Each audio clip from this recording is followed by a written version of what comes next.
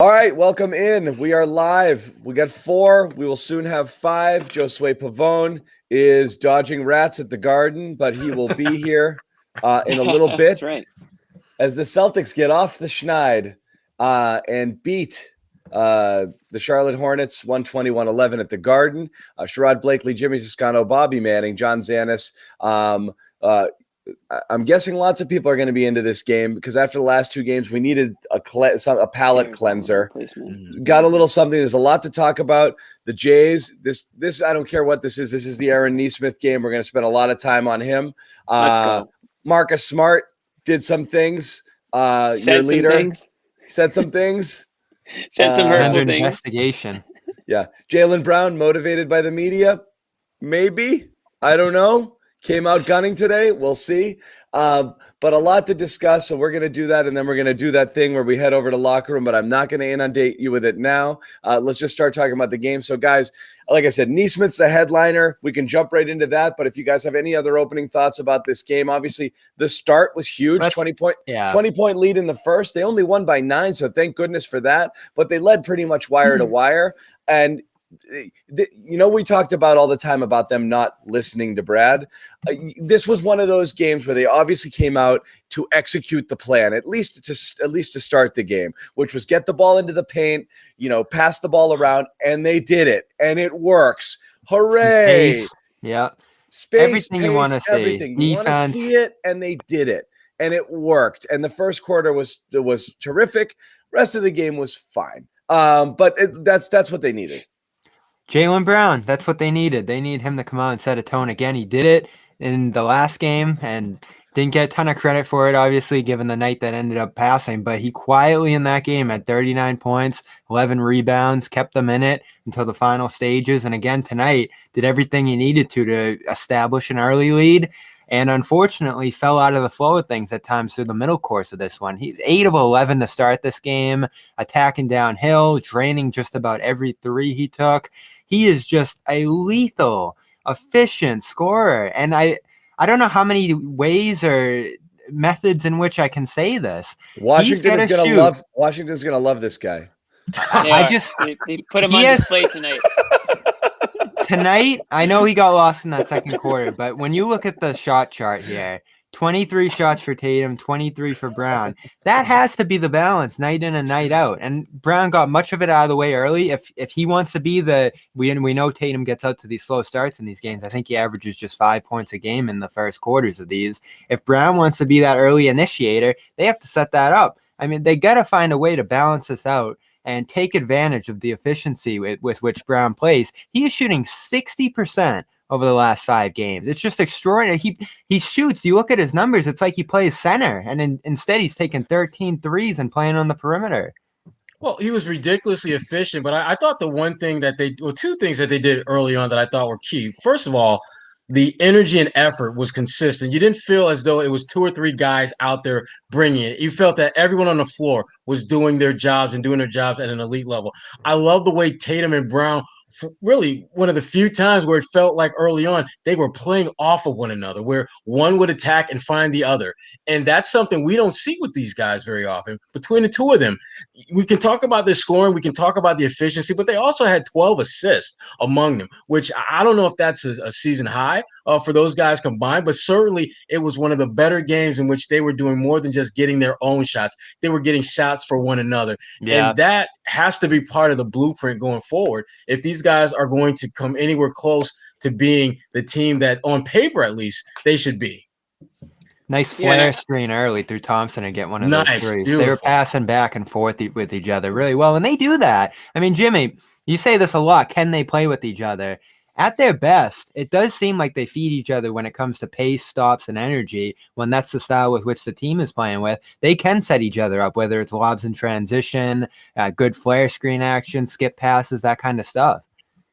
Oh, they definitely can. It's just a matter of how badly do they want to, because sometimes it feels like they do get into that single player mode. But I don't want to talk about that. I thought this was a great performance by both those players tonight. They took turns carrying the team when they needed to. Jaylen Brown came out gangbusters tonight. 20 points in the first quarter. Good on him, because he said after the game yesterday that, it's on him, essentially. It's on the starters, and it's on him to come out and set the tone early That's exactly what he did tonight. So, all the credit in the world to Jaylen Brown for coming out the way he did. And I thought Jason Tatum got hot later on in the game, which was good as well. He missed a couple, but overall, good performances from them tonight. Shorthanded, obviously, because, on top of it all, two of the distributors, your two starting guards are out tonight. So that makes it all the more impressive that they were able to move the ball around the way they were. Tremont Waters came on, and he was obviously up and down throughout. Talk about a roller coaster game for him. That was something. That announcement of the starting lineup was a stunner minutes before the game. Was. And you know what? The Celtics they were hitting shots tonight like they weren't last night. I mean, I think last night they were like just a shade above 20% from three. Tonight they're, a shade below 40%. So really that really comes down to the difference a lot of times in these games. It doesn't make for entertaining television, but essentially they shot the ball a hell of a lot better tonight. And a lot of that has to do with the fact that Tatum was back in the game. But they did get the ball into the paint. And you had Rob back tonight too, which was, I thought we could easily see the energy that he brought on the defensive side of things tonight, and how he opens things up for them offensively. And him, along with our guy Nesmith, who all of us have been on Team Nesmith from the start this year. Except for Bobby. We have not said one bad thing about him for the entire year. Except for Bobby that wanted more semi, but that's okay. So credit to Nesmith as well for, what Nesmith the results does for the results early. That's the thing. Yeah. The one thing he's done all season is run around like a crazy man, and he's still doing that to his credit. I'm worried for him. He's also now hitting some shots too. That's, what everyone had heard about him coming in. We didn't really know that he was this, wild child running around the court the way he is. But I didn't know he was going to be an 8-9 rebound kind of guy. He's like Rob Williams, right? He can't stay on his feet. He's just all over the place. I tell you what, he's going to get hurt soon. Think of the intensity you have to play at for a guy like him to get 8-9 rebounds as he has the last week and a half. It's impressive for sure. That energy alone.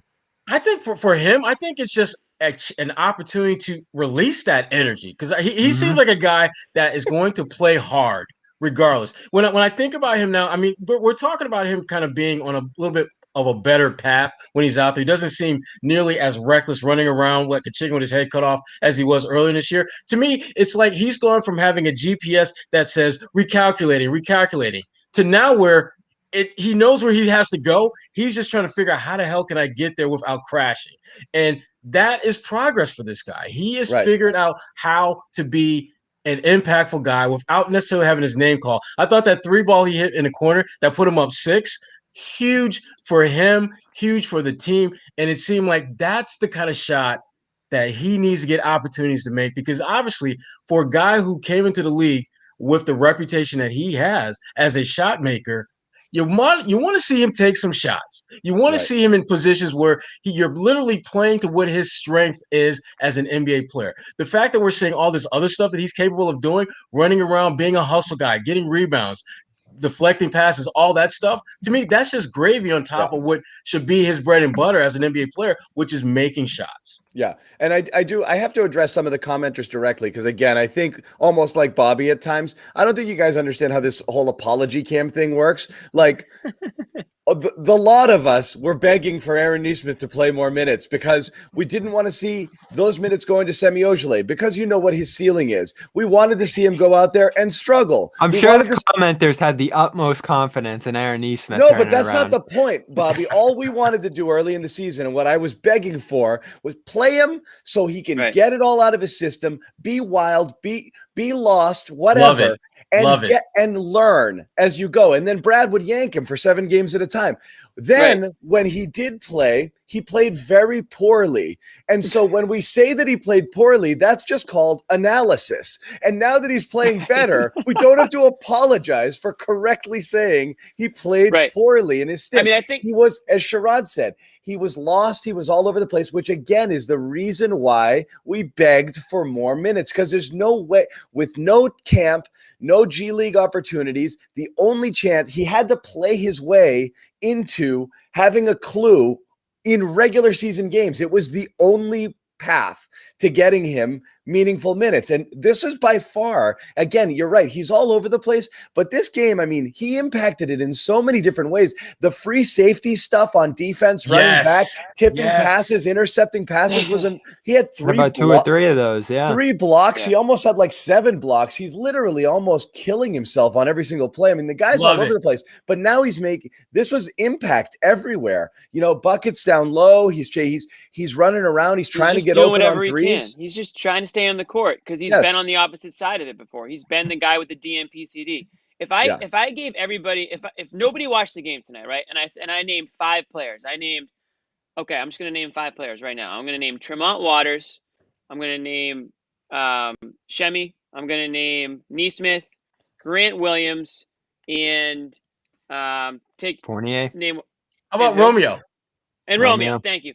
And I'm going to say 3 of those guys didn't play, and 2 of them played 25-plus minutes.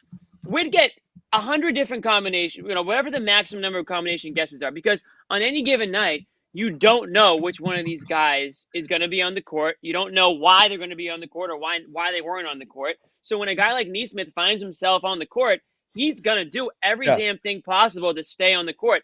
And honestly, I wish more of these guys thought that way too, because I'm sure they're scratching it. Jimmy, I've got a graphic for this.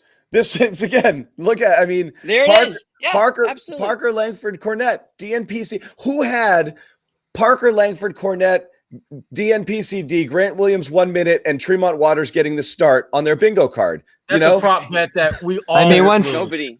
I don't know what Cornette what did Nesmith play? 35 minutes. 31. Yeah, I mean. 31. Yeah, Bobby's like, please don't lump Cornette into this. Like, he doesn't have to be part of this. But it happened. He didn't play. He's not a wing. And not only did he not play, he didn't play after like a career Jabari's game. not either. He's a 4. Grant is that's a 4. True. Grant's a 4 or a 5. He didn't play. These are guys. It's not a matter of wings. Parker falling out of it is interesting. These are guys who you expect. Parker played 20 minutes the night before. Romeo played 25 or 30. Cornette played extremely well last game. Grant Williams was like okay and back in the rotation. I mean, he was asked last game, but 2 games ago he was fine, and then goes down to 1 minute. I don't know who Brad likes anymore. Like I don't know. I don't know. I'll tell you, Brad likes guys who are actually playing hard, giving great effort, and are making an impact. If you're not doing that, he has to go to the default mode, and default mode is Grant Williams. Default mode is Romeo Langford. But on a night like this, where you have a guy like Nesmith who was playing with so much energy, so much effort, even when he was making mistakes, like that hard-ass foul that he had on Zeller, that's okay, because it was an effort mistake. Coaches can live with effort mistakes. They cannot stand when you make mistakes because you're not trying hard enough, because you're not focusing enough, because you're not doing the little things that coaches know you have to do in order to gain their trust. So here's what Brad seems to be doing with the rotations. It's a mixed bag here. Obviously, guys aren't available, so he has to fill stuff in. Don't act like you know what he's doing with the rotations. No, I have a pretty good sense here because it seems you've got it. Tell everybody. Yeah.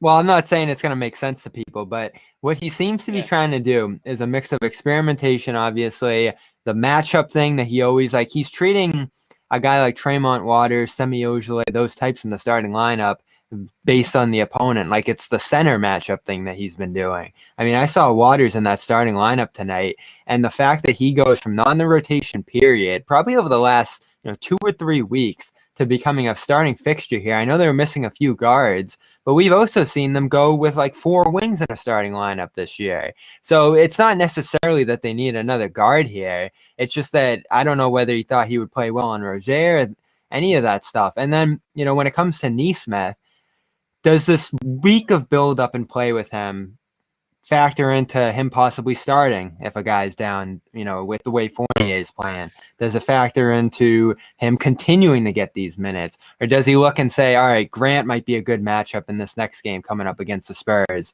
if they're playing 2 bigs or something like that? I just think, Bobby, you wanted energy. Well, it doesn't maintain gaining the game. I know but we I'm joked saying about this in the chat. I think after these couple of games, tonight's explanation was simply he wanted guys who would run, guys who would play with energy the entire time, and that's I think why he played who he played. Because I don't think he felt he was getting it. I'm not lumping Cornette into that. I think Rob was back and Cornette got bumped. But I think with the other guys, he wanted both energy and he wanted guys more athleticism. I think maybe. And honestly, did he? And also with Smith Devontae Graham in that too. starting lineup, you can play Tremont on the floor because he's not as big a mismatch as he normally would be. Did Brad slate Nesmith to play a lot in this one, or did he just kind of run into it? I think it's hard to say. Playing him more than he should have. I think the plan was for him to play Nesmith, but when he stayed playing so well, he wrote him out. Right. So that's my point here. Think about it like this. They went with essentially an 8-man rotation tonight. You can't tell me that if Nesmith wasn't playing the way he was, that he wouldn't have gone to somebody like a Shemi or somebody else. Definitely. Or Langford, you know what I mean? Like, no chance he would have just stuck to an 8-man rotation. We've seen him do the opposite with Semi twice in 4 games now. He was part of the starting lineup plan, and then they just get away from him because something else appears. So this is what you've mentioned, John. It doesn't seem methodical. It seems experimental, guessing game of sorts, and you don't blast him for that because that's the way the rotation is performed. It's been like a mixed bag of production. But now that you have this week of Nesmith playing really well, do you stick with it? Do you try to build on that? Do you make him a fixture? I take it back. I'm going back to, again, the beginning of the Nesmith explanation about how we've talked about him and felt about him this year was I don't know why Brad didn't make his choices earlier. Instead of we're 9 games left in the season and still in the experimentation mode. This is my point. Mode. Something's gonna stay the same now. Which is why at the beginning of the year we said, look, you know who these guys are. So pick some guys and roll with them and develop them and make this what you want. Like you see the guys there and you say, these are the guys who I think I want to go with. I want to roll with here. Remove them for total lack of effort, but not for lack of production or lack of whatever. If Nesmith was out there running around like crazy, which he was from day one, you should have just kept playing him there because you're trying to develop him. He was pretty bad at times. Though. He was really bad. This guy can't. But I think Romeo is a focus effort thing now. He put him out there because he wanted him to be a part of the rotation, and now you have to think there's something he doesn't like there. You know, that's a guy I would not go back to. Offense, probably. But it's the offense, but he's in and out with his focus. He's a little passive at times, and I just don't think he wants that right now. He seems out of it. But the other thing is the other reason why we said they need to play these young guys more is because they have no other way to improve. You're not going to get practices. You're not going to get Maine. You didn't have any offseason. But that time's over, Jimmy. I mean, they have to avoid the play-in at this point. It can't just be like, practice up and down, battle for the backup wing spot right now. This is why we were calling for Nesmith to play months ago, because it's the only way he's going to get better is if he plays. Yes, in these exactly. Games. And then you're not at the point, like John said, where there's 9 games to go, and now he shows his first real sign of contribution from start to finish in a game. If you had kept, if you had stayed with him 2 months ago, maybe you're past this point already, and we're not leading with Aaron Nesmith 15 points tonight because maybe he'd be more consistent at this point, right? Somebody that you can rely on more. So that's the question there when it comes to Brad this season and the rotations and playing the young guys and getting away from players for a week or 2 on end, and then all of a sudden they find themselves in the starting lineup and then they're benched the next day. Who is it? Romeo and Samuel. Our producer Amit, he was like, now we won't see Nesmith for 3 games. Well, that's my concern now. Is he going to disappear over the next few because Romeo shows something in a walkthrough, or Grant ends up looking like a better matchup for what's on the court at some point? And Sherrod, you did a great podcast today with Rick Brunell, and he was talking about the fact that Charlotte just rolls with what they think is good. Right. Like, they're not trying to match up with the other team. They're trying to gain an advantage possibly by playing a different style than what their opponent's going to be doing. So if San Antonio, Portland on Sunday, they're going to throw 2 bigs out there, stick with Nesmith and keep the floor spread out and play wing heavy, even if the other team's going to be going in that direction. Sometimes I think Brad lets the other team dictate the style with which they're going to play on any given night. I think that's part of the overthinking of the process that he sometimes goes through, where rather than just play to your strengths, you try to play to what you think the other team's strengths are, and you try to combat that. And again, you can win at times going that route, but I don't think you can win over the course of a long and lengthy season when you're focusing more, when the way your game planning has more to do with what they're about than it does with what you're about and what you're trying to do. This was a good win, obviously, but and we all know this to be the truth. It's going to come down to what happens in the playoffs. This is what we're talking about is important, but what is this team going to do in the playoffs? Will they figure out some semblance of continuity? And I think right now we're at the fourth quarter of like the last tryouts for that 8-9 man rotation spot where you've got Romeo, you've got Nesmith, you've got those are to me the two primary guys. You got Jabari Parker, all trying to figure out can they be part of that 8-man unit. What's the worst Pritchard's part? in there. Pritchard is a lock right now, coming off the bench. There's no doubt about it. Yes, a lock. He is going because to of Fournier. Because of Fournier, and that's the scary thing right now. Yeah, Fournier is not a lock. There's not enough time left for him to just float this out and take the 3 or 4 weeks that Tatum needed in his comeback.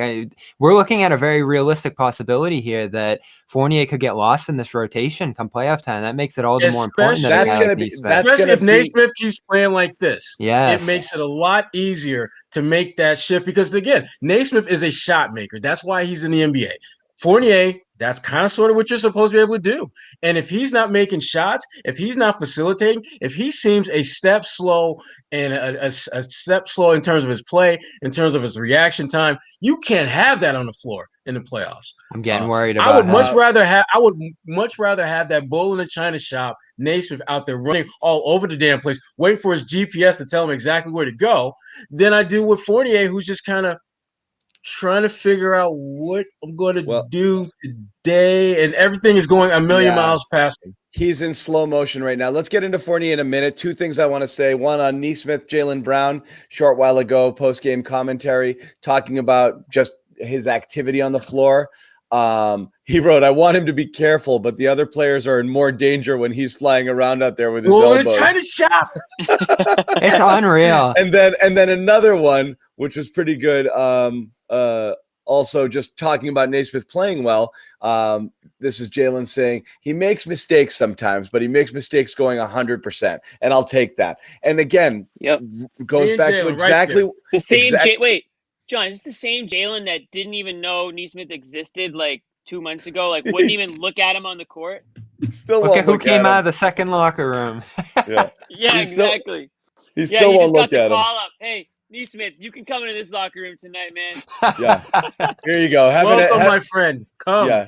Have an egg roll. You guys come can have out. Smart. We'll give you guys Smart. We'll take Nesmith. All right. Very quickly, want to let everybody know here, and we'll keep talking Nesmith. We want to get into Fournier a little bit. We got to talk about Marcus Smart's adventures that led him to not playing tonight. And I am curious if we'll get to it in a second. Don't make us talk about Fournier, dude. We have to a little bit. It's an area of concern. But first off, locker room app. Some of you guys asking again. Android. We're told it's being beta tested. It may work for you. It may not yet. Keep trying. I promise once we have a hard update on that, it's going to work. It was freaking lit last night. Oh my God. I wonder if some of those people in the chat in the room last night were from the Android, because it was a busy room. A couple said they jumped on for the first time. Karen, who's friggin' already after one appearance in the Hall of Fame. It's a different clientele on the Android side. Karen was Android. That doesn't surprise me. Classy legendary. people. She was awesome. Awesome. So Karen was instant Hall of Fame, and maybe Karen, only second. If that's her real name. But she came over on the Perk show, which was great, and she hung out. She was phenomenal. Jimmy from what was his name? Was it Jimmy from the shower? Oh, Lord. No, I heard that one. Was it Will? Yeah, it was Will. Will was freaking amazing. Kess was unreal. Kess has been there. Obviously, Dudley's in there. But everybody was awesome, and they were ornery. Fired up. And Goodman got him fired up early, I think, on the post-game show. People are still mad at him. They're still tweeting us over that. I have never seen the rate of dislikes that his videos got yesterday. It was like a dislike a minute.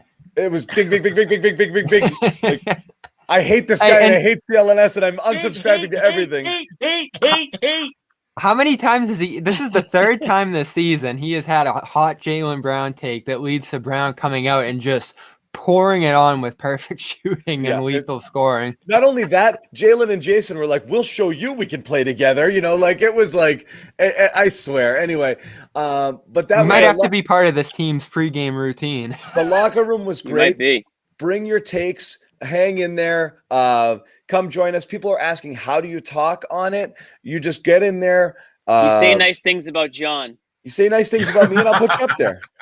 How does this podcast? And you might get in the door. You give me gems. You give me gems. No, I mean, honestly, you just hit the button, raise your hand virtually, and unfortunately, we can't always get to everybody because the rooms are getting pretty big. But we rifle through as many as we can, and if we don't get you one show, we try to get you to the next, and it's pretty good.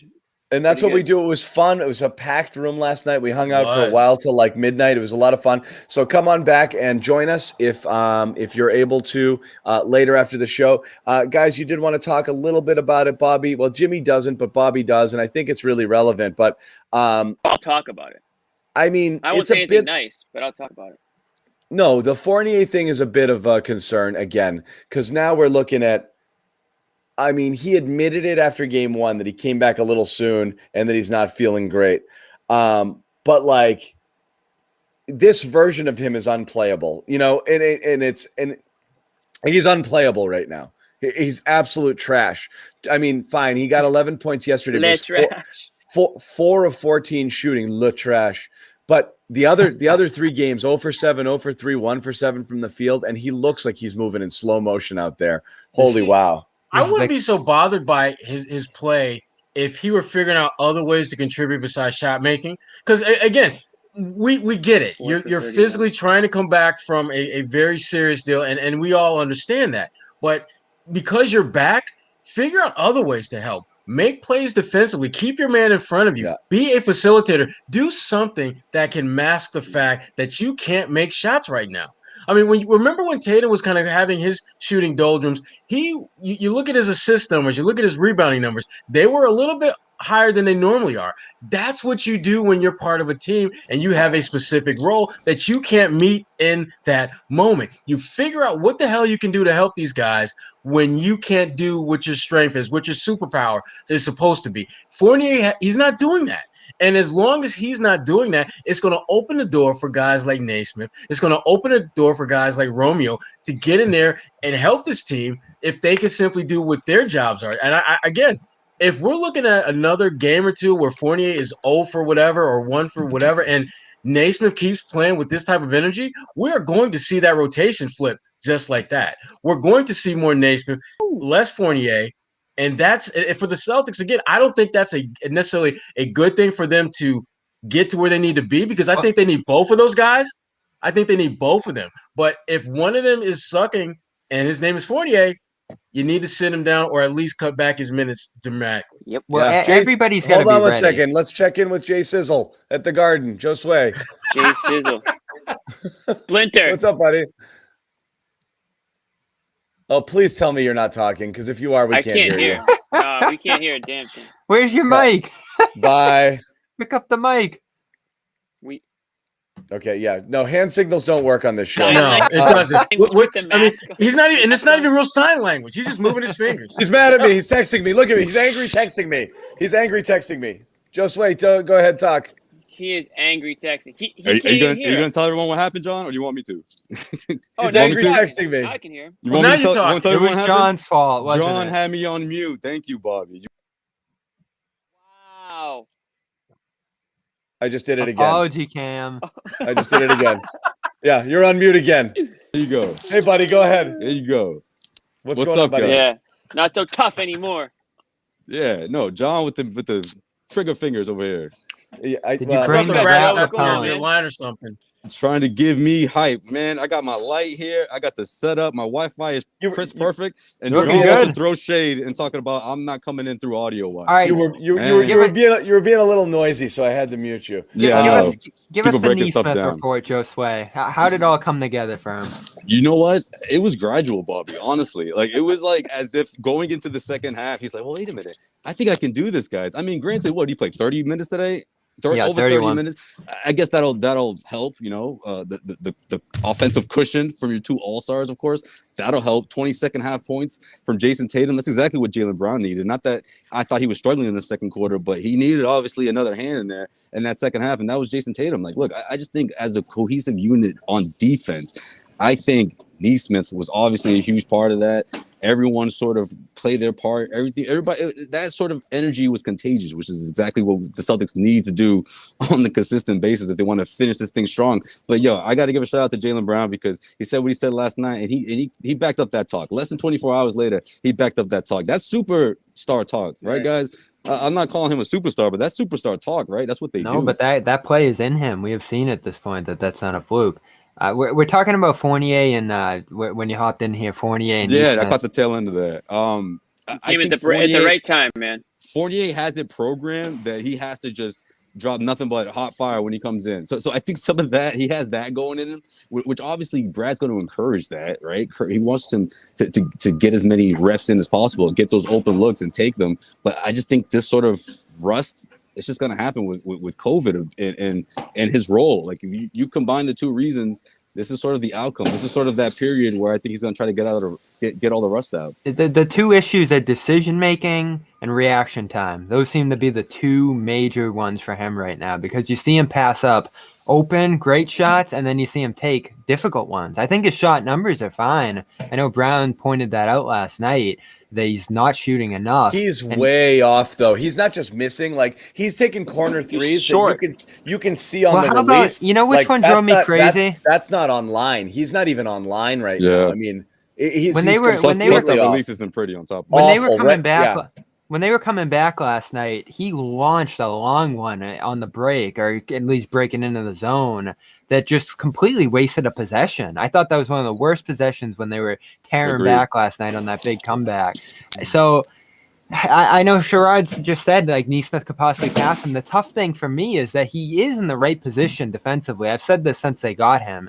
I'm impressed with what he does defensively and his positioning and all that. But you just have those moments. Did you guys see the play where him and Waters just stood there at the top of the paint? Didn't switch their guy, and the missing guy just came right down at Thompson. Thompson freaked out, and I thought it was on Waters because if you're looking at Fournier and Waters, who would it be? But it was Fournier. Fournier was just standing there. So I don't know. Like you might be right, Sherrod. He might just end up getting lost here. But at the same time, like he has that experience, potential, savvy veteran. We've heard Brad in the past say like he doesn't even need to read the playbook. He just knows what he's doing from hundreds and thousands of games. Can you replace that on a rookie like Nesmith? I don't know. Yeah, but again, to me, it comes back not so much the execution, but the effort.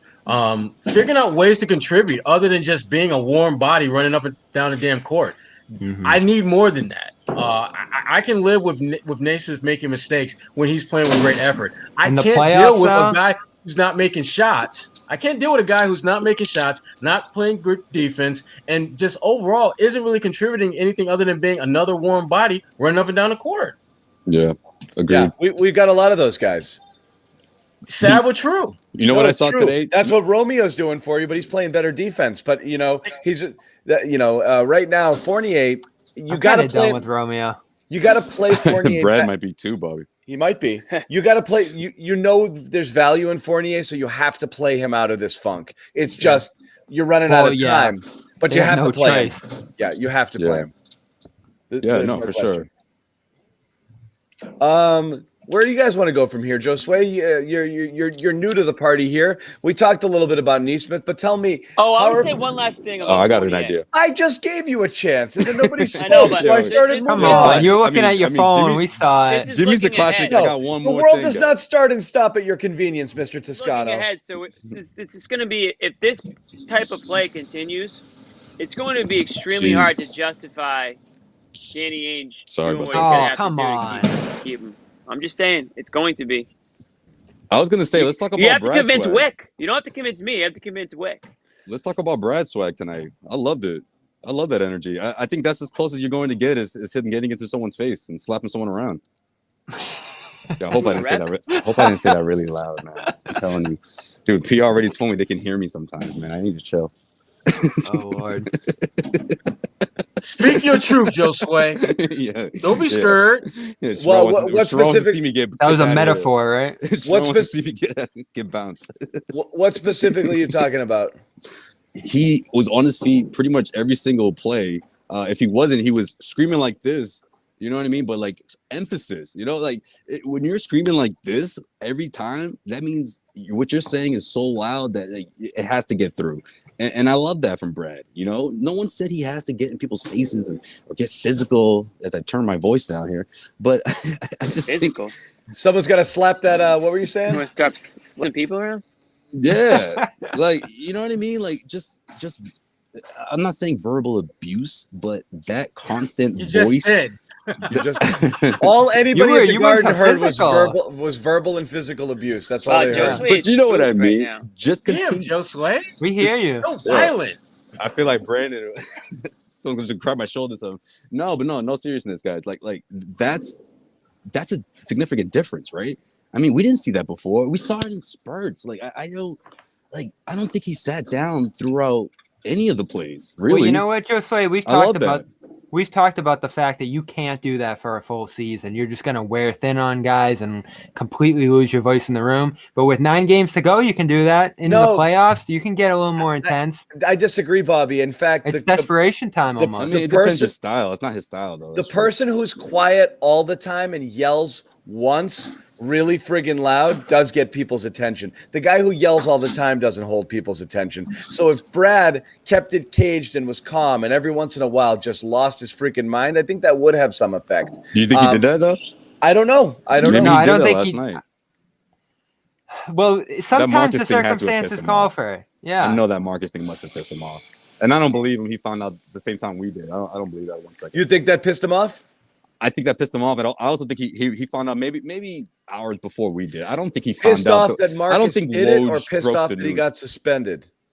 I think both. Honestly, it's like you. They it's had like a Marcus. conversation this morning. You're right. he Oh, said. yeah, and that's nothing too. Right? Yeah, you know what, Bobby? I'm glad you said that, which is so contradictory because he was like, first he says, "Oh, this is news to me. I just found out 10 minutes ago." And then he said he had a conversation about it. I mean, maybe he predicted the suspension or he could see it coming. He didn't know for sure, but he had to. Maybe they caught wind that it was possible. Right, exactly. They had definitely caught wind that it was possible. Well, they knew the situation happened. Otherwise, why? What would trigger that conversation?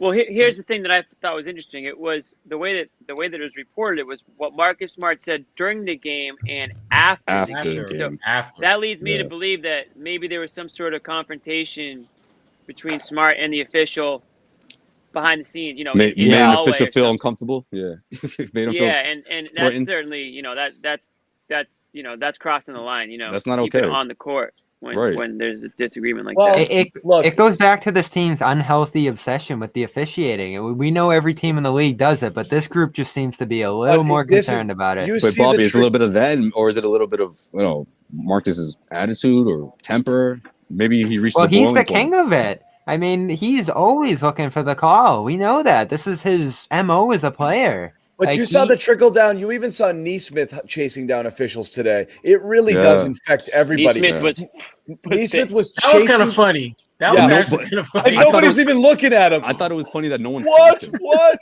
On the charge call. And you know what? Brad has started to placate it with these challenges. We talked about the Thompson one from the other night.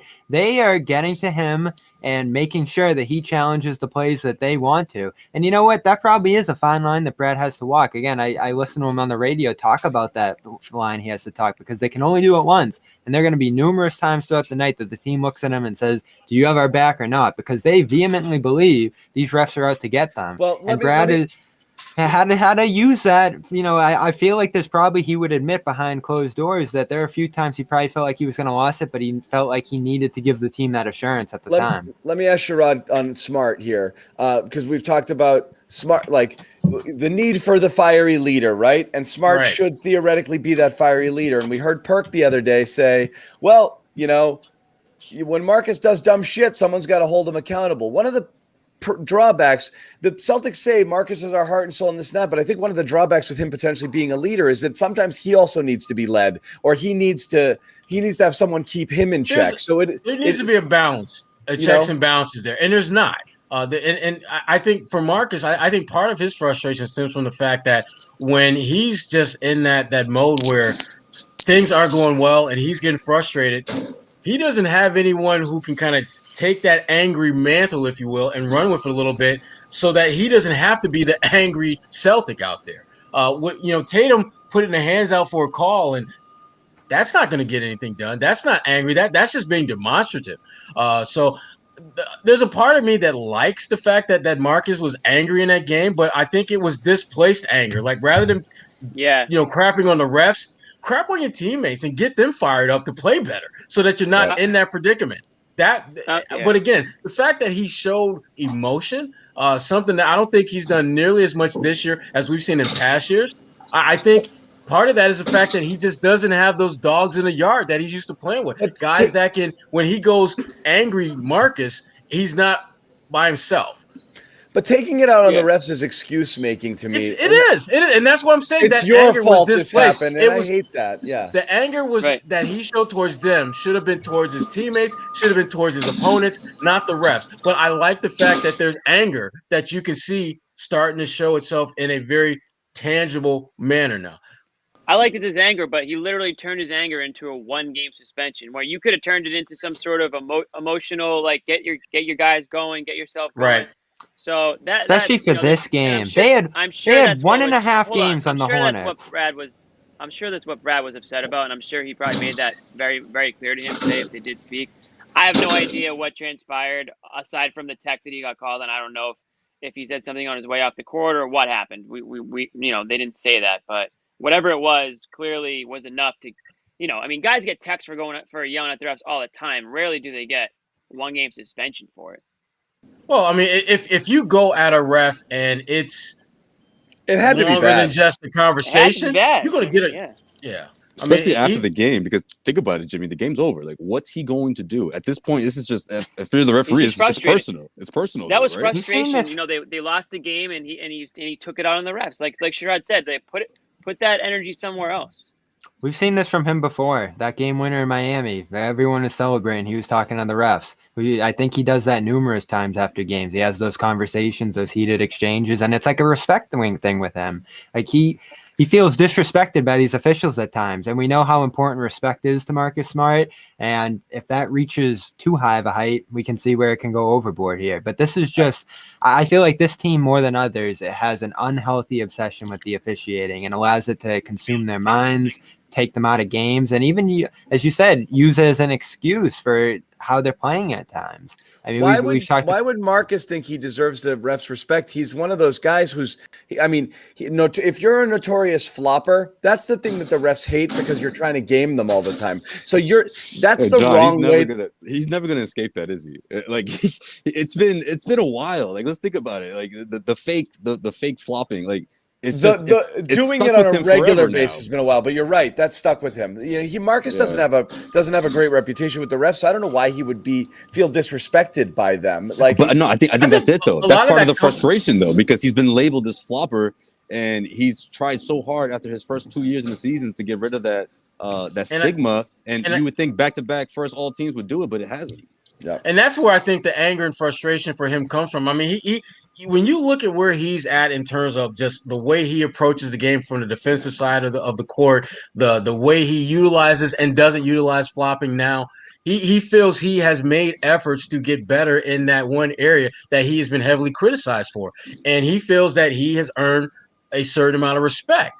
And when you have games like, the other night where he's feeling very disrespected, he's going to get angry and he's going to get pissed because it's a reminder that you're not where you think you should be in the eyes of these officials. And for him, it's disrespectful. And again, I love the anger. I love that. I love angry Marcus, but I just you don't take it out on them. You take it out on your opponent. You take it out on your teammates to get them to play better. Figure out a way to use that anger in a positive way, and Marcus didn't do that. Yeah, it's not good. It's poor leadership. No, it's poor leadership. Like sure they won today, but got to be out. He's got to be out there. You know, That's another one. If they lose tonight, we'd have a different narrative here. Because on a night that Kemba Walker is out, if they went out and lost to Charlotte again, and you went through this stretch of games, you had to force with Brad to start the Waters. Hornets, the Hornets, OKC, and Charlotte, and came out of this stretch 0 for 3. Not to mention Brooklyn without KD and Durant. This could have, possibly should have been a 4-game sweep here. You came out of it 1-3, and if you had lost tonight, you'd be looking at like, guys, what are you doing here? You know, like, so again, Marcus gets away with it here. It's definitely not ideal. That show would have been wild if they lost today. Oh my God. Nesmith prevented it from 45 happening. minutes on if they. Yeah, John would have been drinking. John would have just put straight from the bottle. F it. You know. Well, yeah. I love how Tristan Thompson stepped up in line there too. Those are the two key performances to make up for that. Game. Thompson's offensive rebounding, and then Nesmith's overall performance. I thought Thompson defended extraordinarily well throughout this one as well. That was another interesting one. He stays in the starting lineup over Rob. Probably something to do with minute management there, but he ended up earning that start. They were better on the floor. They were better defensively and overall. I thought with him out there tonight. You could tell. But Robert got you 9 boards in 7. Yeah, got those quick. Got those in a hurry. I mean, he was just a couple of real nice blocks. He was on double at halftime. Mm-hmm. Had that great that chase down block on Devontae Graham, which was awesome. Yeah. He was Jaylen did too. Rob likes jumping. Jaylen, exactly. I love that. That's Devontae effort. Graham had a solid game. Speaking of, well, he started. He realized that Draymond can't guard him. Yeah, and he just went. He just but went. I don't know why it took him so long to figure that out. It took him a half to figure that out. Yeah. And I'm not. I couldn't figure that one out. He googled Draymond at halftime. He was like, "Well, wait a minute, this guy, he's barely played on this team this year." So Mark Murphy said Smart was cited for incidents that took place during and after the game. So there was obviously something that happened I just after think the game occurred. Well, after the game is what Thanks, caught the Bobby. suspension, because what he did during the game was not a suspendable interaction and engagement with the refs. It was the after the game that cost him. Mm-hmm. You know, like I said, it was either walking off the court or, you know, could have been, you know, you guys know how the hallways are there, you know, where the refs room is and everything. So, I mean, anything could have happened, really. Mm-hmm. But, yeah. I'm just glad these guys are making mad noise, so I don't see any rats out here, you know? We'll know when the rats are out. We'll see you doing your thing. I can't believe we didn't make What you mean? Then he'll really be on mute. I jumped off. I was, man. Oh my Joe God, was that's hilarious. I was so mad about the technical difficulties. I couldn't enjoy that But you moment saw the as much as video, it needed though. to be enjoyed. But I was watching it happen in real time. It was just everything else was going bad. And I was like, oh, by the way, there's a rat crawling up Josue's leg right now. And he's hopping around. Like I said, it was straight Tom and Jerry. You just went for like the friggin' chair. You just went running. I always hate when that happens. And the funny thing is that if you look at the camera, you just see me constantly looking down. Like, where? Yeah, I was where just did it like, go? I gotta move. I gotta move. Yeah. Oh my God, was that good? We were talking earlier, guys, about Nesmith and his big game, and this is definitely, like I said, the Aaron Nesmith game. This is we mentioned Jaylen Brown. Jaylen Brown had these comments on Nesmith's performance. Man, great kid. He plays extremely hard. You know, his energy is always good, whether he's playing or not. You know, he works his ass off. You know, and he's stepping into his opportunity. He's playing well. He plays hard. You know, I love having him on the floor. I know he makes mistakes sometimes, but he makes mistakes going 100%, and I'll take that. You know, so I like having Aaron out there. He plays extremely hard, and then he can shoot the ball when he gets going too. So, and he guards, and he guards, gets in guys, rebounds, blocks, throws his body. Aaron had a great game for us. He did. Of himself. I think that's what it is. I think he reminds him of himself. Well, whatever it is, like, yeah, Jaylen Brown spent a couple of years totally flying out of control. You know, maybe not in the same way as Nesmith. Hey, Nesmith's sloppy, but yeah. Right. But that's even more for him to say, you know what? I can take this young kid under my wing, you know? Yeah. Mentor Jaylen. I love this That would goofy be little huge. guy. Yeah. He's Yeah, running right. all over the damn place. But come with me, kid. Let me get you straight. Look at Come this on, dude. come Makes on. a ton of Let's go. mistakes, Come but here, man. Take he's a our seat. guy who makes a ton I of love You're this mistakes. making little all guy. these damn mistakes and everything, but come on, man. Did I ever tell got you about me getting booed at draft night? You ever tell that story? Yeah. No, no. Right, This, right. this had to be Right. the best And now look at me. performance. Yeah, right. Now look at me. Look at me now. 5 years and 9 figures later, look at me.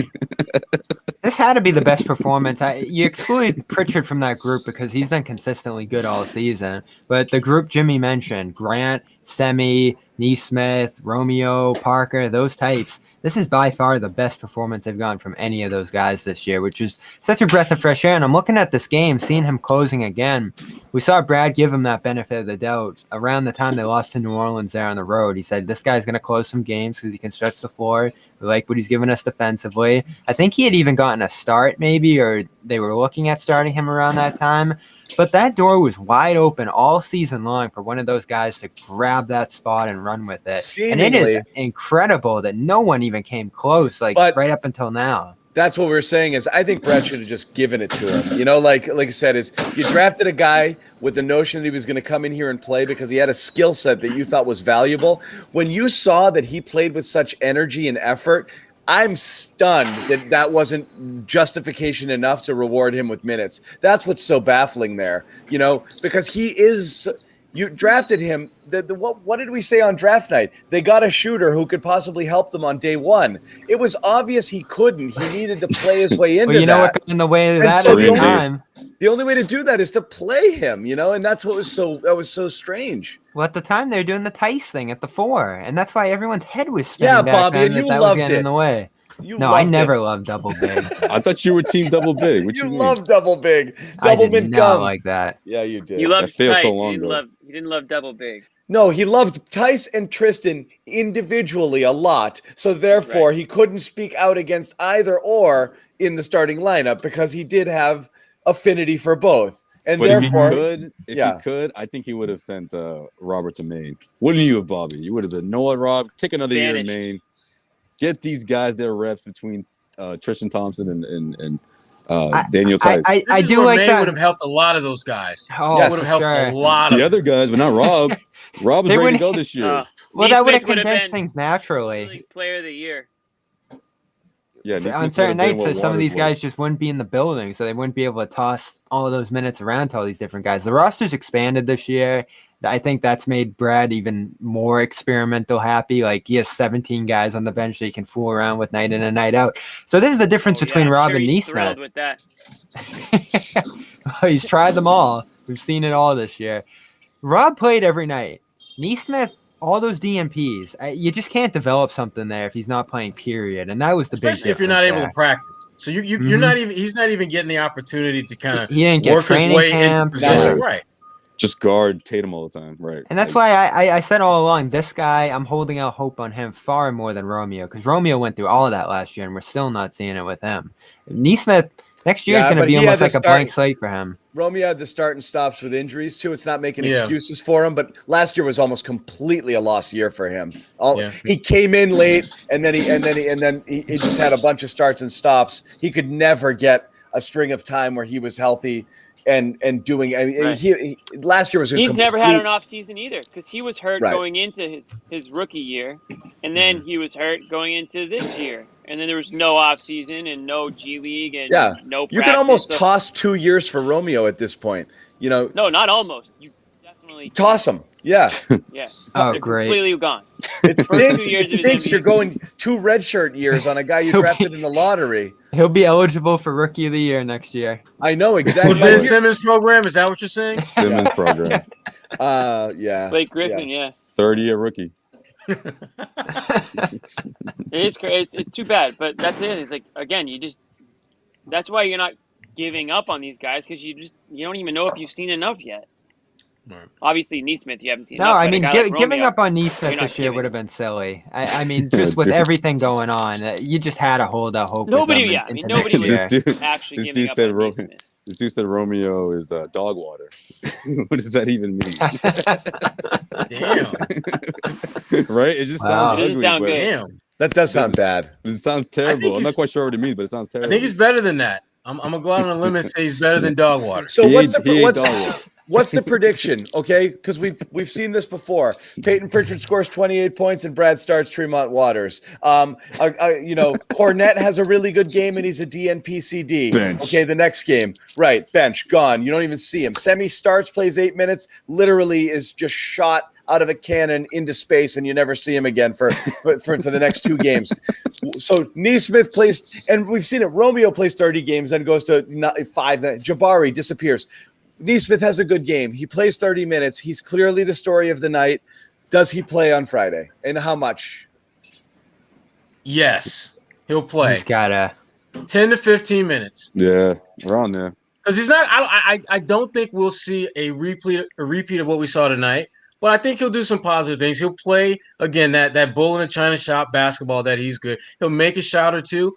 But he's not going to have, I think, the same kind of impact and be the difference maker he was tonight, which is okay. Because remember, he's a rookie that's trying to find his ass onto the court. Yeah. To me, that's the first hurdle. Can I get to the point where they trust me enough to give me consistent 10, 15 minutes? And he's still in that process. This was a good step in the right direction, but he has to start doing this consistently. He's got to make the most of those minutes that he gets out there so that they can ratchet it up and give him more minutes. Because he doesn't have the same issues as Rob, where there's a health dynamic that you're concerned with. Nesmith, he doesn't have that. He just has to make the most of his opportunity to play. Yeah, you can unleash him now. You know, I like 2 months My ago, prediction: 30 minutes was we don't unheard see him of. again. That would no one was predicting. they'll have the smart Brown, Tatum, Kemba thing, you would think, back in the fold for Friday. So it'll come down to the rotation wing minute, and he should obviously be given the benefit of the doubt there. I think. Are we certain Kemba plays, or did Brad say at least Friday? Could be at least Friday, I'd imagine, and that's I'm saying is the earliest Friday, or is he coming back Friday? I think it was the earliest Friday. Earliest, I believe. I don't think we're going to see him. Those oblique things are tricky. If Really? that could be that's a comfort thing. I wouldn't be stunned if you don't see him this weekend. So if you don't Especially see this him, close to the playoffs. if you don't see him, there's a case for Nesmith to start. There really is.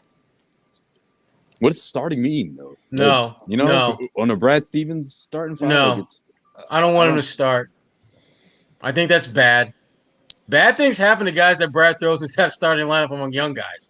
It's like the black hole. They get out there and they just disappear. That's true. Romeo, Don't put him on Shimmy? bail. come on now. Yeah. All right. So I'm teasing this right now. We're gonna head over in a couple of minutes to the locker room, and we're gonna hang out with you guys for a bit. If we can put the link here in the chat and let's pin it so you guys see it. I'm getting Android questions. I don't have the answer. Try it. What happened? I thought they were good. It's being beta tested, which apparently a lot of people have tried. It didn't work for them. So I don't know yet, but come join us. There's the link right here. Go get some. Okay. Locker room. Get some. We're going to go over. We're going to talk positive things. Nesmith, should he play more? Fournier, are we worried? Marcus Smart, are you pissed? There's a lot of things. Brad, who wants to fire Brad still? Is everyone okay with him? Did we forget? Do we just do this one night on, one night off? Or are the fire Brad people still out there right now? I don't know. I don't think anyone wants to see him fired. Let's hear from you tomorrow. guys. Is Brown still being traded? All the stuff you talked about last night. Listen, this is, again, you can ask a question without being on the trade Jaylen Brown bandwagon. Jeff Goodman theorized that if you can get him for Bradley Beal, then he would do that. It is a perfectly reasonable debate to have. It is not one where Celtics fans' heads should fall off. No, because with Celtics fans, oh my God, I'm so triggered. What Celtics fans hear is Goodman saying, trade Jaylen Brown right now. Get it done. That's what they heard. Yeah.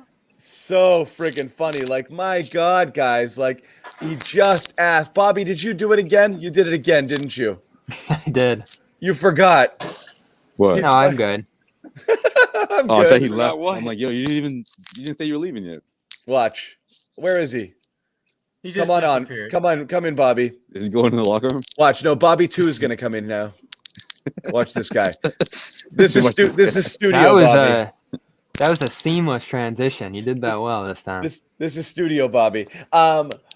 But I mean, my God, did people get triggered over that? It's just All right, you're so basically suggesting trading Bobby did Jaylen too. Brown theoretically for the top scorer in the NBA, a guy who's gotten better for 5 straight years and is an all-star, possible first-team All-NBA player this year, and it was the craziest thing anybody's ever heard. Like, I'm not saying I support it. I actually think it is a lateral move. No, I think what you said is valid, and I said this back on Sunday for the first time in all this year. Like, everybody's head exploded across Celtics Nation because it is pretty big coming from me. I'm the biggest Brad guy going. I actually had to take this to some of my other Celtics groups and be like, guys, like, I'm worried. I'm worried about this guy right now. The results are the results, and the season is heading toward a dangerous place. You know, you can deal with all that. In general, I'm not an advocate of anybody getting fired in the COVID year. I think it's a pass for coaches across sports with a lot of the weird stuff going on. What worried me is the reaction of the team, because if the team stops believing in him, there's nothing you can fix there. There's no going back. And you've seen it at times this year. The big bomb quote, Gary Washburn, much earlier in the season, the team has tuned him out. What does that mean? We tossed it around all year. I think we've seen on certain nights what that looks like. Now, there's nights like tonight where they're locked in and they execute the game plan fantastically. Other nights, and I think in the aggregate this season, when you look at what Brad Stevens' teams look like in the past, pace, defensive connectivity, tons of passing, none of it's there this year. They are completely unbecoming of a Brad Stevens team. So they're not worthy. That's what worries me. We are not worthy to be coached by you, Brad. No, worried or not worried. Just the funny thing to me with the John's funny. Like how we are not worthy. How dare they go off the script? They're not. We are not worthy. No, but the Brown conversation is so funny that people like won't dare to have it. You see things like Jaylen Brown's super efficient. Yeah, so the frick is Bradley Beal, okay? Bradley, he doesn't play defense. Okay, but he passes. Like, he does other things, too. He's 6 years older. No, he's 3 years older. He's on a bad team. All right, come on, no, John. How are you going to say this when you're a no on the deal? Well, I'm saying, let's not say it's ridiculous. Washington is they're like, oh, he's a good player on a bad team. Washington's the 10 seed, has beaten Boston twice, and they're only 4 games back in the loss column. And they're the hottest team in the game right now. I got news for you. He's one player on that team. You've got 2 of them on this team. There's no excuse for the Celtics to be only 4 games better than Washington. That should tell you what he's doing for that team. But see, please don't say it's a ridiculous conversation. It's definitely one that you can have.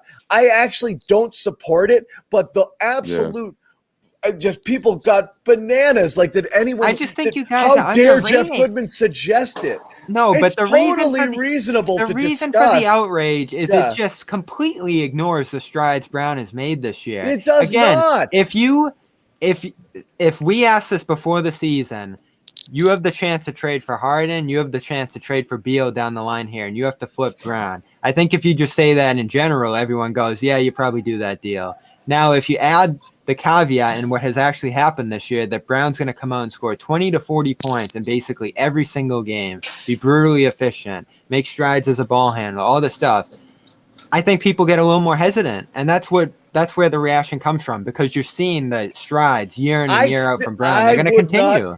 I would not make the trade. It is worth discussing. Jaylen Brown's getting better. Yeah, of course it's Bradley Beal has gotten better each of the last 5 years. He is an absolute elite scorer, and he does it effortlessly. He's smooth, he's efficient, and he can play on and off the ball. He is an absolute stud. To not even allow people to have the conversation without calling them idiots means you're an idiot, okay? That's all it is. But that's the world today, John. That's the world we live in. It's a totally reasonable conversation, right, Jimmy? Yeah. That's it. I mean, you're right. It's totally reasonable. Whether, like you said, whether you want to do the deal or not, or whether you admit that it would take extra picks to whatever it would be to make it quote unquote even, it's not a slight at Jaylen Brown to throw it out. You're talking about trading him for the leading scorer in the NBA. You're not saying to dish him for a prospect. You're going That's not what here. Goodman said, though. I think the only reason you see it as a slight, Bobby, is because you're seeing it as, oh, he's not good enough. Just break up these two because it's like, do you see it like that? That's that would be the thinking behind that deal. You're not upgrading and making a move that's going to make you substantially better. You're looking at Brown and Tatum and saying, oh, these guys can't work. We have to mix it up somehow. We have to bring in Tatum's friend to placate him. Yeah. One of two things. Which could very well happen. That could be a thing. That could but happen. the other situation theoretically could be that just simply, do you think Brown Bobby? You think Brown's ceiling is higher than Beal's is now? If you don't, Yes, it you is. can. And if it is, then you don't make I've said the trade. all year long, And I'm still not convinced. I'm still not 100%. I might be 90%. We've seen the early things from these guys, but who's saying that Tatum is absolutely going to have the better career than Jaylen Brown? Can you say that definitively? No, definitively. Not definitively, but I feel pretty good about that, though. I take that bet. Yeah. I take the bet probably. I think, but you can't say it for certain. He could be more top 5 than Jaylen. If Jaylen Brown ends up as good as Bradley Beal is now, I think that will be that'll be a great development. What if Brown got 25, 30 shots a game like Beal does? He doesn't. He gets 22 and Brown gets 18, okay? So it's a 4-shot difference. They're both incredibly efficient scorers. There really isn't a way you can knock Beal to make the Jaylen argument. You have to just simply say you have to just simply say you think his all-around game is going to be able to transcend what Beal does, but Beal does a lot, and I just don't think he's actually properly rated. He's not properly rated. He's a phenomenal player. So it's not an insult to Brown at all to suggest you trade him for that.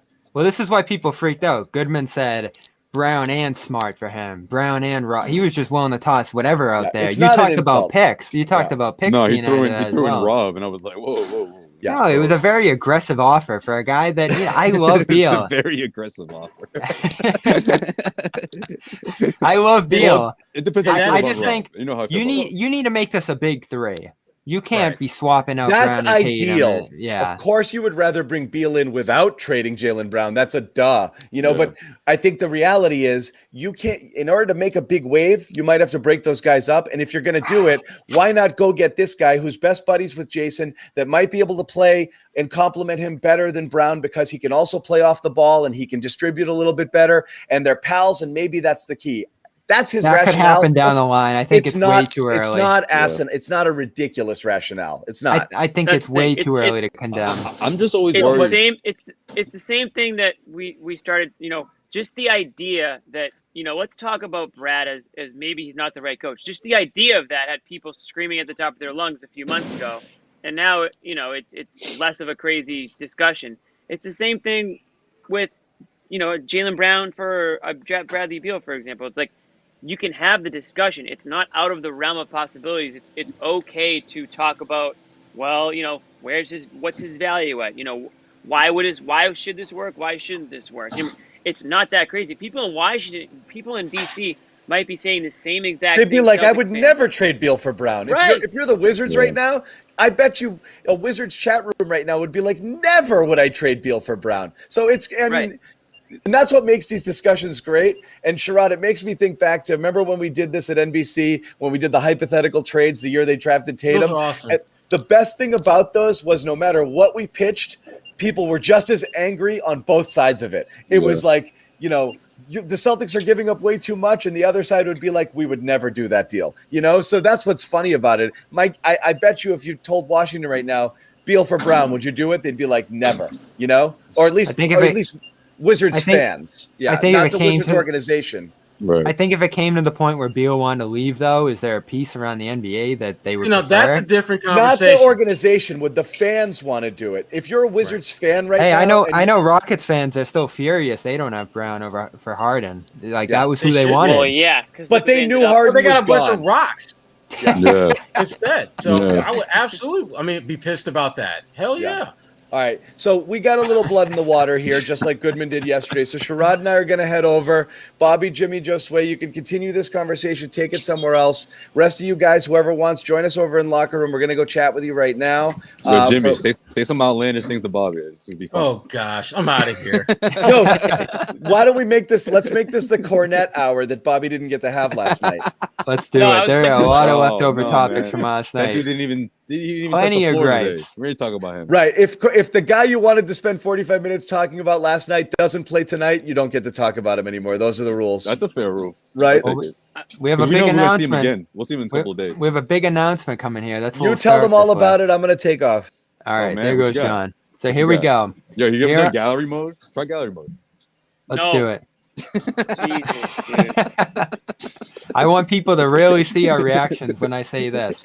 We Oh. have right here tomorrow. I've been teasing this for a day. On Tomorrow? Dome Theory on CLNS Media, Oh shoot, Dome Theory. 4:30 Eastern. We are talking to Nicole Cornett, the sister of Luke Cornett. She is our special guest here on Yo, Dome Theory. Bobby. Yo, that Okay. build up, I swear, Bobby. Yo, with that kind of build up, when it's someone that you really into, like Cornette, I could tell, man. You really have me on that one. But okay. Once all right. upon a time, remember Anna Horford used to come on here all the time. She's on the network now, but we're introducing Celtics fans to Nicole Horford. Okay. Nicole Cornett, Cornette. All right. and getting to know their family. She played at UCLA, which I never knew. It was You a know what, star there. That role is vacant. You know, Bobby. since Anna left, no one's really taken on that spot. Bobby, I'm going to send you some questions that I need to know about Luke. People got to know about Luke. This is why I'm doing it. I don't think people know who Luke is. I don't think people know what he's about. Yeah, I'm gonna once I text you get them down random- on paper, I'm going random to text you questions. all my questions. But obviously, a lot of it's going to have to do with his style. What's he like off the court? You know, Jimmy's gonna favorite try to Bible push. passage. All those No, things. but I mean, Jimmy's gonna ask about her friends and stuff. Oh yeah, I'm going to. Hey, if you ever as need soon as we get off this someone to show, show you guys for around sure. Boston, I'm going to assume she's a little tall for me, just without even looking. But I I was feel just like- amazed. I feel like most ball players they usually pick shorter girls. I don't know. Oh, I you was said just- sister. Never mind. it's sister, Yeah, bro. sister. Sorry. Of course. I just That's did not the how- that's classic. not how the Anna, Cornets work. The Anna Celtics. That's mistake. what Remember everyone did Celtics with fans? Anna too. They yeah. still do that to this day. I still see tweets every now and then, like you're just mad because your husband's not here anymore or something like that. So, That's gotta be tough to listen to. Anyway, yeah. we're talking to her. I can't wait for people to get to know him. But yesterday, I could not believe 10-7-4-3, and you guys didn't even mention him. I mean, this is the stuff I get excited about when I see him play. The fact that he's able to stuff the box score, do a lot of different things out there. I'm not advocating for him to play over Thompson and Rob. If they're healthy, it is what it is. But I love him being here as that third center. I think he can produce. I think he does a lot of things that they like offensively and defensively. He slides. He moves his feet. He has 14 blocks in 12 games. Like, this was a nice addition for Tice. We thought they got absolutely nothing for him, and it looks like they got a nice rotation piece. Yeah, I mean that was the throwing in the deal, I guess. But Brad did say that he had eyes for him for years. But I don't know. I feel like he has eyes for a lot of people. But no, I think they were sincere. I mean, even before Perk, said what he said with us, he was literally moments after the trade happened. He was the first person that was like, "Hey, Oh don't- my don't God, I sleep on forgot this guy." about that until he Yeah. said it, and And I was Abby's kinda laughing like, too. "Oh, Again, really?" I wasn't He- a day one Cornet He guy. doubled down like twice, and he was like, "Listen, guys, no. In all seriousness, like this guy can ball. Like he'll do some things for Brad. I'm really pumped about this." So And again, No, we're I not mean- the. Oh, go ahead. No, I was just gonna say. I mean, I think like a lot of Celtics fans, people said, "Who's Luke Cornett?" And no offense, it was just he's not one of those players that a lot of casual everyone NBA flipped fans up for Wagner. They're like, "Oh, Mo Wagner's coming." would know about. Yeah. But absolutely, I mean, we joke about him a lot on the show. It's all in good fun. He has been fairly effective in his time on the team. Absolutely, I know he's a little bit of a matchup based player because of his size and style of play, but every time he's in there, he's more likely than not making a positive effect on one end or the other. I mean, it's good to have a legit 7-footer type guy in there.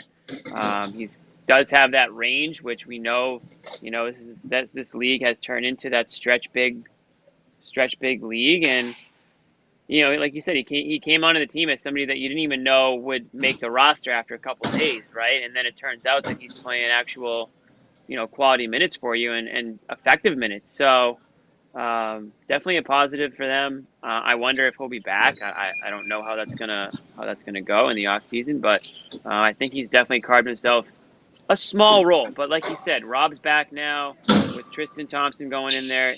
You might get a couple of minutes here and there from Luke, but if he can make the most of them, who knows? And and with Rob's health and with you might end up with a bigger role at some point. Could There happen. we have it. That could 4:30 happen. tomorrow, live on CLNS. Nicole Cornett joins us here on Dome Live? Theory. Yep, we're going live. You can tune in. Guys, tune in and get your questions in. There you Yeah, go. you can jump in here in the chat, and we've done that in the past there on Dome Theory. We got some good guests lined up. Anything Causeway Street you want to throw out there, Josue? Oh man, I appreciate that, Bobby. But no, we're just recording another episode tomorrow. But we'll have another episode coming up soon. Listen to you and Max talk about Terrence Clark. That was pretty good stuff going on with the Celtics. Yeah, man. Max, that was a great episode. But no, I was gonna say one more thing about Cornette, man. I swear, any other person in the organization from the front office could have made that Big Bird comment, but just because it was Danny Ainge, it was just so funny. Like that's such a can you see Danny Ainge looking at setting eyes on Cornette, and within 10 seconds, just like Big Bird, like just said it. And then that was it. Like it was. It's incredible when it comes to that weird Celtics Twitter, and weird Celtics Twitter is kind of dead at this point. But from the day it got started, Danny Ainge and Mike Zarin were like two of the biggest proponents of it, and they were just feeding quite a bit of content. You know, some people think Zarin was that Twitter account. Who was the name of it? I can't even remember at this point. But Janos. Janos, yeah, and they were very willing and able to contribute to all that. Tommy contributed. It was just amazing how everything fell into place with all that. But that shows where we are now. This isn't fun anymore, night in and night out. We're just struggling to get through these games. And when they have like tonight, it's such a breath of fresh air. It's surprising. You don't expect it to last. Like, do we expect this team to be swarming around on Friday and playing great like they did tonight? It's almost certain that they're going to revert to some of their worst habits. Yeah, it is. We just don't know if it's going to be Friday or if it's going to be next week. You know, who's Friday? Like that 6-game winning streak. That was a whole different team. Friday's the Spurs. Sunday is the Trailblazers. Wait, Friday's the Spurs? Yep. I'm almost certain. Yeah. Yeah, you're right. I thought it was. So some Western Conference It action. is the Spurs. Yeah, they've actually played pretty well against the West this year. So DeRozan's been balling. I feel decent about them. So that's all I got. I don't see a ton of questions in here. If anyone wants to throw a few rapid fire, I do think we're going to get over to. Oh, there goes Jimmy. He's getting over there already. Jimmy didn't even say peace out. Jeez. Yeah. So we might as well wrap it there. Locker room is fired up. Yeah, let's do it, guys. Join me on my Uber ride. I'm about to Joe Sway's got to get out of here anyway. So join us on Locker Room. Try out the. Oh, there's Jimmy. Try out the Android app. I don't know anything about it because I'm on the iPhone, but I do think we got a different kind of clientele in there. I was listening live last night. It was like probably what prime Boston sports radio was back in the day when everyone was freaking out about the Red Sox. And that's dead on. All I gotta tell people is please just relax a little bit. Still freak out. Still bring the passion. Yeah. No. Don't. But I heard some voices that looked. I was scared some people were gonna have a heart attack or something last night. Dude, it was one of those games. There was like 3-4 straight calls. It was just like boom, boom, boom. I know what you're talking about. It was around that time. Like, these guys are. It was honestly one of those games though where people had no choice but to just vent and just get crazy for a little bit because it was a crazy, awful. I was worried about some of these. And isn't that dangerous, Jimmy? Because then sometimes you could really like force the issue. You'd be like, you know what? Yeah, you know what? Yeah, trade Tatum too. F it. You know, like you get into it. I'm done with them all. And then an hour later, you're like, what was I saying? Like, wait, what? No, don't do that. So I'm seeing some feedback that Android's working. So that's great. I didn't expect it to be coming out this season, and it looks like it's already getting done. So that's great. We're gonna head over there. Friday is the Spurs. I confirmed. I'll be at the Garden that night. I'm going to bring some rat protection, I believe, just because Joe Sway warned me. You thought Joe Sway was scared when he saw it. You should see me when I see one of those things. It's bad. Yeah, I hope it I can see that, yeah. I really do. So, but in your for your luck, man, it's getting warmer out, so I guess that helps, you know. 7:30 Spurs Celtics on Friday. That was one of the worst. There's been a lot of bad losses this year. That was one of the previous worst losses of the year. Last time they saw the Spurs. But they played the Trailblazers great, so that should be a good one on Sunday. And we're getting really close to the end of the year. Celtics at 33-30. That means there are 9 games left until the playoffs. Can you believe it? Like it's It's been a time. long ass season. I Hey, can't believe Jalen it. told us last night that 10 games is plenty of time, plenty enough experience or reps or whatever for the team to turn around. If all they have to do is flip the switch, I guess. But I'm feeling pretty good about. I know there was a lot of talk last night about them losing in the play-in. I mean, if they run into the Charlotte team, even with a few of the guys coming back, or who else is going to be in that play-in territory? Like It's the Indiana. mental makeup of the Celtics team that leads me. That's why I don't like them in a one-game playoff.